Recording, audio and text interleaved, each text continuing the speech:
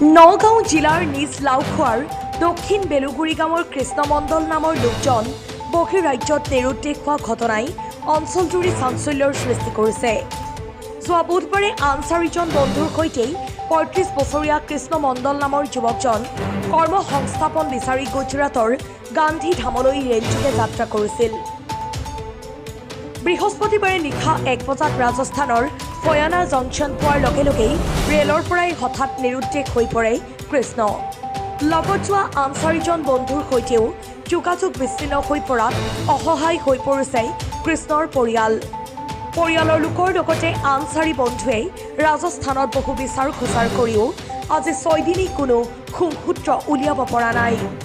ঘটনা সন্দৰ্ভত পৰিয়ালৰ ফালৰ পৰা ৰাজস্থানৰ ৰেলৱে আৰক্ষীক অৱগত কৰাৰ লগতে আমবাগান আৰক্ষী চকীতো এজাহাৰ দিয়া হৈছে।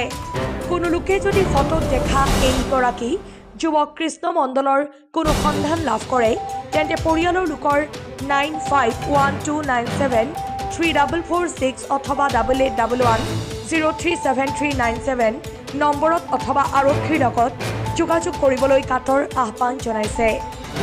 ভিডিঅ' জাৰ্ণালিষ্ট মৃণালৰ সহযোগত নগাঁৱৰ পৰা বিভূতি বৰাৰ প্ৰতিবেদন বটদ্ৰা লাইভ।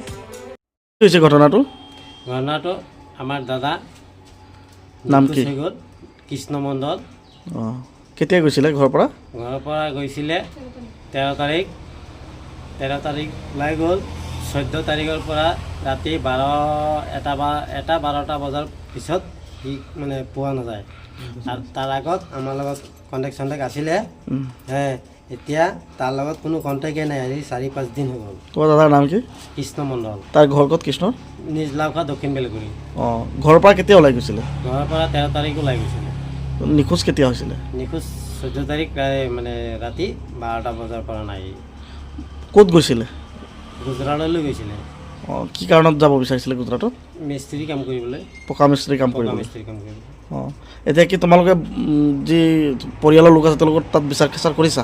বিচাৰি মানে লগৰ বাকী কেইটা যিকেইটা আছিলে সেইকেইটা কণ্টেক্ট কৰিছিলোঁ, কিন্তু সেইকেইটা কৈছে মানে যে ৰাতি 12-1টা বজাৰ পৰা পিছৰ পৰা তাৰ লগত মানে যোগাযোগ নাইকিয়া হৈ গ'ল। বিচাৰি ভিহতি পোৱা নাই। গতিকে ৰাইজক কি আহ্বান জনাবা ফটোত দেখা পালে?